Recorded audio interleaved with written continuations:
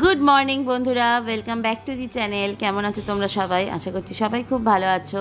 তো এখন বাজে হচ্ছে 4:45, আর এখন থেকে আমি আমার এই আজকের ব্লগটা শুরু করলাম। তো আজকে অনেক দিন পর যাচ্ছি হচ্ছে মর্নিং ওয়াকে। তো কারণ মর্নিং ওয়াকে না গেলে না আর ঠিক ভালো লাগছে না, আর কতদিনই বা বাড়িতে বসে থাকবো। তো এখন 4:45 মতো বাজে। তো এখন বেরোবো না, বেরোবো হচ্ছে 5:15-20-তে, কারণ আগে তো 5টার আগেই বেরোতাম। কিন্তু এই কিছুদিন হলো দেখছি মানে সকালটা হচ্ছে যেন খুব লেট করে, মানে এত অন্ধকার থাকে এই সময়টা। ওই জন্য 5:15-20 নাগাদ বেরোবো। তো চলো আজ থেকে আবার মর্নিং ওয়াক শুরু করলাম। আর এই দেখো এখন 4:45, 5:10, আর কি চারদিকটা অন্ধকার। কিছুদিন আগে মানে আগের সপ্তাহতেও তাও মোটামুটি আলো ফুটে যেত, কিন্তু এখন দেখো মানে সানরাইজই হচ্ছে কত দেরিতে। তো যাই হোক, আমি বেরিয়ে গেছি আর এখন বাজে হচ্ছে 5:20, আর মোটামুটি এখন এই সময়টায় রাস্তায় ভালোই লোকজন থাকে, মানে যাদের মর্নিং ওয়াক যারা করতে বেরোয়। তো চলো এখন মর্নিং ওয়াক করে নিয়ে ফিরে তোমাদের সাথে কথা বলছি।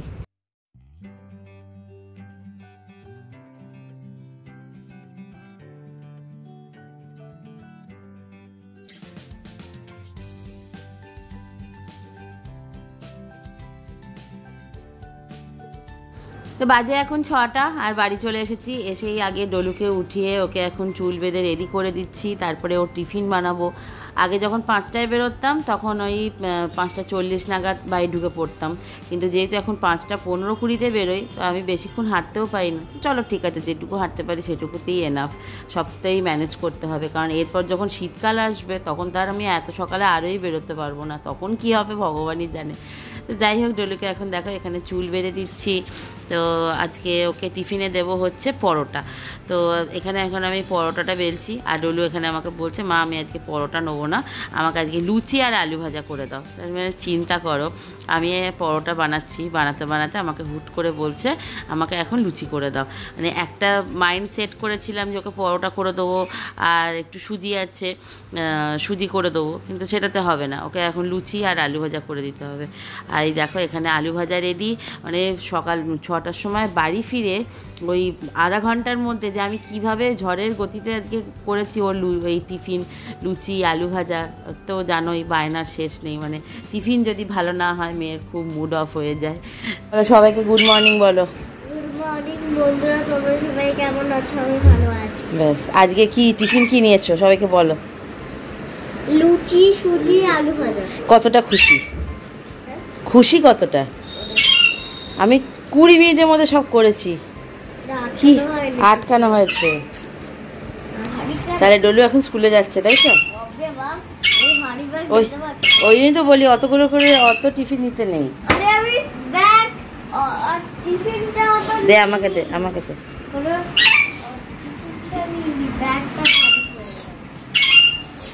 তুমি খুশি তো? রোজ সকালবেলা একটা নতুন নতুন এটা করে দাও, খালি ওটা করে দাও, খালি এটা করে দাও, হ্যাঁ নতুন নতুন বায়না। ভাবলাম এক আর দুষ্টু বাচ্চা। সবাই কি নতুন নিয়ে যায়? কি নিয়ে যায় সবাই নতুন নতুন? হ্যাঁ, তা আমি তো স্যান্ডউইচ করে দিই, ছিলা করে দিই, তারপর মোটেও না, লুচি তুমিই নিয়ে যাচ্ছ, লুচি পরোটা তুমিই নিয়ে যাচ্ছ সপ্তাহের প্রথম দিন।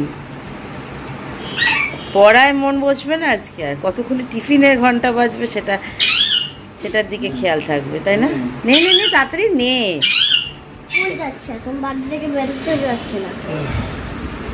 ব্যাগটা কে নেবে? ব্যাগটা, জলটা নিয়েছো? দেখ, টাটা, সাবধানে যাবে, দুষ্টুমি করবে না, টিফিন খেয়ে নে। আবার ডোন্ট টাচ।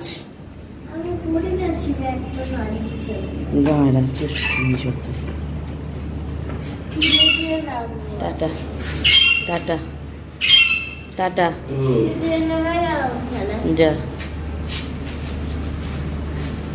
কি যে তাড়াহুড়ো করেছি কি বলবো, মানে ঝড়ের, এই রে ভুল করে লাইটটা অফ করে দিলাম, ঝড়ের গতিতে সব কাজ করেছি। চলো আগে একটু ড্রেসটা ছেড়ে নিই, দিয়ে তারপরে তোমাদের সাথে কথা বলছি। আর এখানে দেখো, তোমরা আমাকে পৌলমি ইটিং শো চ্যানেলে সবসময় জিজ্ঞেস করো না, আমি যখন ইটিং শো করতে বসি যে মা মা করে পাশ থেকে কে ডাকে, এই যে সেই এখন দেখো সৌরভের কাঁধের ওপর বসে আছে। আর ওকে যখন ছাড়ি তখন তো মানে ফ্যান অফ, তারপরে সব কিছু ডোর বন্ধ করে তারপরে ওকে ছাড়তে হয়, নাহলে ও যা উঠতে পারে না, মারাত্মক ফ্লাই করে। তো দেখো এখন বসে আছে আর সারাক্ষণ শুধু মা মা মা মা মা, শুধু মা মা ছাড়াও কিচ্ছু বলতে পারে না। মা আর টুটু বেটু কই রে, টুটু বেটু কোথায় গেল, আর নতুন যদি কেউ আসে কে এসেছে কে এসেছে, টুটু বেটু কই রে। তোমার যদি হাতে লেগে যেত না, টুটু বেটু পর টুটু কি, তুমি যদি উড়ে পড়ে যেতে তো তোমার যদি লেগে যেত কি, তুমি উঠলে কেন, না উড়বে না, তোমার তো পায়ে লেগে যেত না, পায়ে লেগে যাবে টুটু বেটু কি, টুটু বেটু কি, তোমার তো পায়ে লেগে যাবে। তো সবই তো বোঝো, তো উঠতে গেলে কেন কি, কি টুটু পায়ে লেগে যাবে না টুটু, তাহলে তো তুমি উঠলে কেন, কি কি পায়ে, তোমার তো পায়ে টুটু, তোমার তো পায়ে লেগে যাবে, বলো তুমি উঠতে গেলে কেন, হ্যাঁ বলো। তো উড়েছো, পায়ে লেগেছে তো, পায়ে ব্যথা খেয়েছো। তো দেখো এদিকে আমার গ্যাস মোছা কমপ্লিট হয়ে গেছে, রান্নাঘরটা একটু ক্লিন করে নিলাম, এবার বসাবো হচ্ছে চা। তো টুটুকে তোমরা দেখলে, ওর বয়স হচ্ছে এই মে মাসে ও 3 বছর হয়েছে। খুব ভালো, এমনিতে ভীষণ ভালো।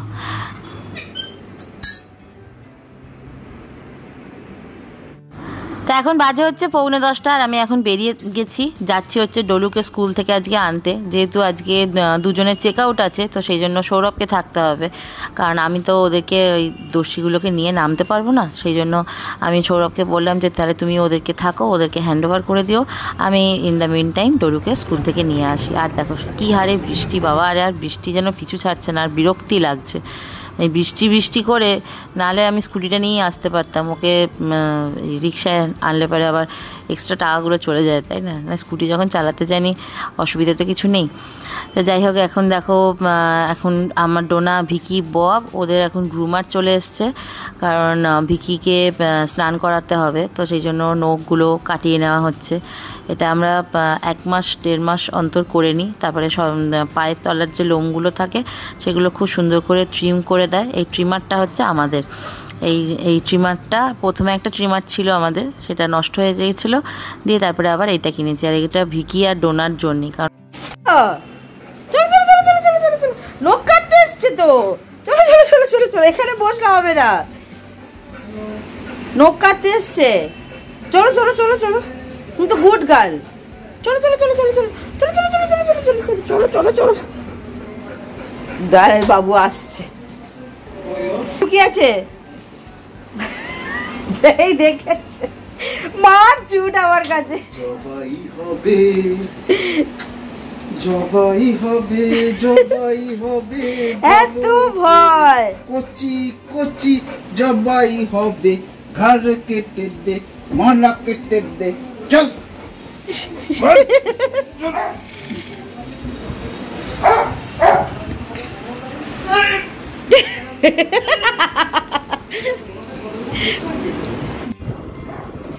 বাস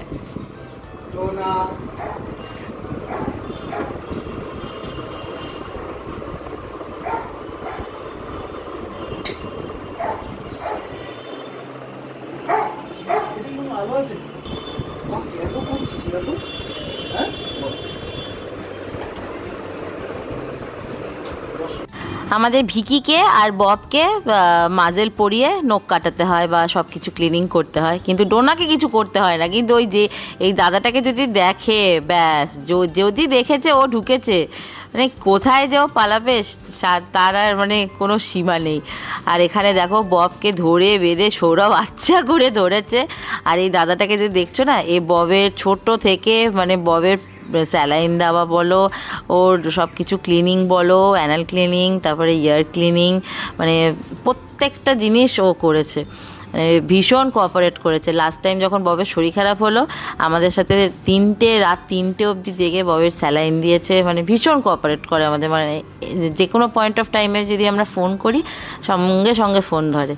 তো ওই জন্য বলেছিলাম যে আবার এই এখন কাটালাম, আবার ঠিক পুজোর আগে আগে ক্লিন করিয়ে দেবো, তাহলে পরে একদম ঠিকঠাক থাকবে। আর ববের নখটা কাটতে গিয়ে না একটু ব্লাড বেরিয়ে গেছে, আর ছেলের কি ভয়, রীতিমতো কাঁপছে। আর ওকে যদি মাজেল না পরিয়ে কাটানো হয় ও মানে ও যে কী করবে। ছোটোবেলায় যখন স্যালাইন দিত তখন কিন্তু মাজেল পরাতে লাগতো না, কিন্তু এই যে একবার যদি নখ কেটে যায় না এদের এই একটা খুব সমস্যা হয়ে যায়। সৌরভকে ছাড়া মানে আমার পক্ষে ওকে ধরা নেক্সট টু ইম্পসিবল। আর দেখো পেছনের পাটা কেমন কাঁপছে, ভয়ে কাঁপছে, ওই যে নখটা কেটে ফেলেছে, একটুখানি ব্লাড বেরিয়েছে, ব্যাস ভয়ে কাঁপছে। তো যাই হোক, ডোনা ভিকি ববদের সব কিছু করে চলে গেছে। আর এই দেখো আমার হাতে এখন কি, এটা হচ্ছে রাখি। তো আজকে যেহেতু রাখি পূর্ণিমা, সোমবার আজকে, আর তোমরা অনেক দিন ধরে আমাকে একটা কোয়েশ্চেন করছিলে যে সৌরভের বোন কোথায়, মানে আমার ননদ কোথায়। এগিয়ে যাও, আমি সৌরভকে বলছি যে রাখিগুলো আমিই পরিয়ে দিই, আমি পরিয়ে দিই বাবাকে, আমি পরিয়ে দিই। কেন? আমার বউ হয় তো, আমি বাবাকে রাখিটা পরিয়ে দিই। ভাই বোন হয়ে যাবে। ভাই বোনই তো, ভাই বোনই তো। তো এই দেখো ভিডিও কলের ওপারে এখন আছে হচ্ছে আমার ননদ, মানে ওর নাম হচ্ছে মাম্মাম। যারা আমার পুরনো ভিডিও দেখেছো তারা নিশ্চয়ই জানো। এবার বলি ভিডিও কলে কেন, ওর বিয়ে হয়ে গেছে, ওর বিয়ে হয়ে গেছে আজ 2 বছর হয়ে গেল। আমার বাবা যখন মারা যায় 2022 সেপ্টেম্বরে, ঠিক তার পরের মাসেই ওর বিয়ে হয়ে গেছে। আর ওর বিয়ে তো ধরে নাও প্রি প্ল্যান ছিল, স্বাভাবিক ব্যাপার। আর আমার বাবা তো আচমকা সাডেন ডেথ হয়েছে।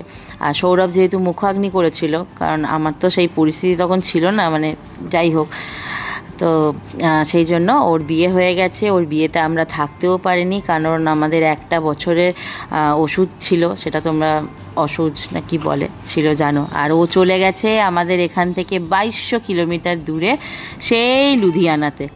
তো এখন মাম্মাম হয়েছে রিমা গুহ বাগ্গা, ওর হাজব্যান্ডের নাম হচ্ছে গুরপ্রীত বাগ্গা। এবার তোমরা বুঝতেই পারছো। আর ওর হাজব্যান্ড মানে সেই যে ওরা বিয়ে করে চলে গেছে তারপরে আর আসতে পারে না, কারণ ওর হাজব্যান্ডের জব আছে। তারপরে ও তো স্টারবাক্সে আছে তোমরা জানো, তো স্টারবাক্সে ওর এখন পোস্ট বেড়েছে, তো স্বাভাবিক ব্যাপার, ছুটি একদম পায় না। এই নেক্সট কামিং পুজোতে ওর আসার কথা ছিল, কিন্তু ওদের ছুটিটা ক্যান্সেল হয়ে গেছে, সেই জন্য 2 বছর আসতে পারেনি। যতই হোক কলকাতার রুটটা তো ভোলা যায় না, যেখানে আমরা আছি। ওই জন্য যা কথা হয় ডলুর সাথে বা আমাদের সাথে ভিডিও কলে কথা হয়, বা তোমার ধরে নাও ফোনে কথা হয়, ব্যাস ওইটুকুই হয়। আর কারণে আমরাও যেতে পারিনি, কারণ যেহেতু আমার বাবার গত বছর অক্টোবর মাসেই বাৎসরিক কাজ কমপ্লিট হয়েছে। এবার মা সৌরভ যদি চলে যায় আমাকে একা থাকতে হবে ডলুকে নিয়ে বা বাদবাকি এতগুলো ডগকে নিয়ে। আর মাকে যদি রেখে চলে যায় তাহলে পরে মাকে একা থাকতে হবে, যেটা একদমই পসিবল না। তো ইচ্ছা আছে খুব শিগগিরই আমাদের যাওয়ার। আর ইন দ্য মিন টাইম ও এখন পা ভেঙে বাড়িতে বসে আছে, এখন অফিসে ছুটি নিয়েছে। তো তোমরা অনেকেই জিজ্ঞেস করছিলে যে তোমার ননদকে কেন দেখাও না, ও এখন অনেক দূরে চলে গেছে। যাই হোক, ওদের ম্যারিড লাইফ ভালো থাকুক, সুখে থাকুক, তোমরা এটাই প্রার্থনা করো। আর ওর হাজব্যান্ডকে দেখাতে পারলাম না, কারণ এটা ওর হাজব্যান্ড মানে বারণ করেছে, ঠিক আছে, বুঝতেই পারছো, এটা খুবই প্রাইভেট একটা ব্যাপার।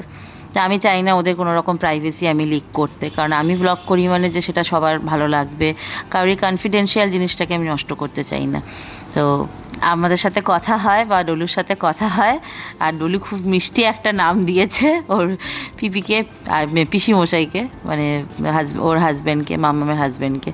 তো যাই হোক, তো এখন এইভাবেই আমাদের কথা হয়, কারণ গত বছর ভাইফোঁটার সময়তেও ও অনলাইনে মিষ্টি কিনে পাঠিয়ে দিয়েছিল, মানে ও জোম্যাটোতে অর্ডার করে দিয়েছিল আর জোম্যাটোর এখানে আমাদের ডেলিভারি দিয়ে গেছিলো। তো যাই হোক, আজকে তোমাদেরকে তাহলে পুরোটাই বলে দিলাম। আর এই দেখো এখানে মাম্মাম, তোমরা অনেক দিন পর ওকে আমার ভিডিওতে দেখলে, মানে সেই 2 বছর পর, কারণ ওর বিয়ে নিয়ে আমি অন্তত ভীষণ এক্সাইটেড ছিলাম, কিন্তু মাঝখান থেকে সব কিছুই মানে কি বলবো আর সব শেষ হয়ে গেল। তো যাই হোক, তোমাদের তাহলে কোয়েশ্চেনের অ্যান্সার আমি দিয়ে দিলাম যে সৌরভের বোনের বিয়ে হয়ে গেছে, ও থাকে এখন লুধিয়ানাতে। তো চলো এখন ওরা কথা বলুক, আর বাদবাকি কাজগুলো আমি ততক্ষণ সেরে নিই। তো আজকে তো অনেকটাই লেট হয়ে গেছে, তো আজকে ভীষণ দেরি হয়ে গেছে। তো আজকে ওই জন্য সৌরভকে আর ডলুকে করে দিয়েছি হচ্ছে ভাত ভাজা, সব রকম সবজি দিয়ে ডিম দিয়ে ওদের দুজনকে ভাত ভাজা করে দিয়েছি। আর মায়ের আর আমার দারুণ একটা ইন্টারেস্টিং খাবার বানিয়েছি, আর ওইটা দিয়েই আমি আজকে ইটিং শোটা করব।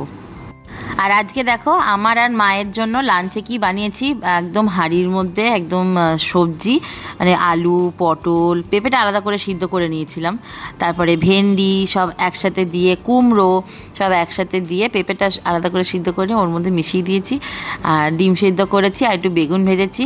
এইরকম আজকে ফেনা ভাতা খাবো। আর তোমাদের কাদের কাদের খেতে ভালো লাগে আমাকে কমেন্ট করে জানিও। আর দেখো এই যে সুতোগুলো দেখছো, এটা হচ্ছে ভেন্ডিটা আমার খুব ভালো লাগে এরকম খেতে, কিন্তু অবশ্যই গরম গরমটাই বেশি ভালো লাগে। আর ডাল সেদ্ধ করেছি, অনেকে গোবিন্দভোগ চাল দিয়েও করে, কিন্তু গোবিন্দভোগ চালটা মানে খেলে না এই ভাত খুব আঠা আঠা হয়ে যায় না, ওই জন্য আমার খাই না তা না, ভেন্ডিটার সাথে খুব একটা ভালো লাগে না। আর একটু আলাদা করে মুসুর ডাল সেদ্ধ করে নিয়েছিলাম, ব্যাস এই দিয়ে আজকে লাঞ্চ। আর একটু ঘি নিয়ে নিয়েছি আর একটু নুন নিয়ে নিয়েছি।